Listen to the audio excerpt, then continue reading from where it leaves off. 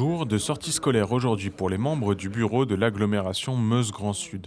Ils ont été reçus par l'entreprise EDF dans ses installations de Velaines.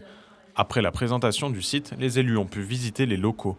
Au total, 7 hectares qui permettent à EDF de stocker plus d'1 million de pièces avant de les expédier vers différentes centrales nucléaires françaises. Une extension de près de 2 hectares sera d'ailleurs inaugurée en juillet prochain, signe de l'importance que prend le site de Velaines dans le développement d'EDF. Ici sont employées 70 personnes, dont les 3 quarts sont meusiens ou haut-marnais. Cette visite était l'occasion de renforcer les liens entre l'agglomération et cet acteur important de l'économie locale.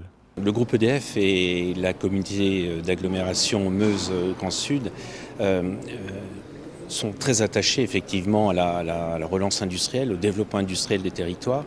Et je pense que les deux entités ont des intérêts communs et c'est j'allais dire cette séance un peu immersive dans le milieu industriel, d'un industriel qui dans la région compte, puisque effectivement vous êtes sur un site ici qui est celui de Velaines, dont EDF a l'ambition d'en faire une plaque tournante de la logistique de la filière nucléaire française. Les travaux qui sont menés ensemble, c'est à la fois sur des extensions, par exemple, comme il est question ici, puisque EDF investit localement dans l'immobilier pour agrandir ses équipements.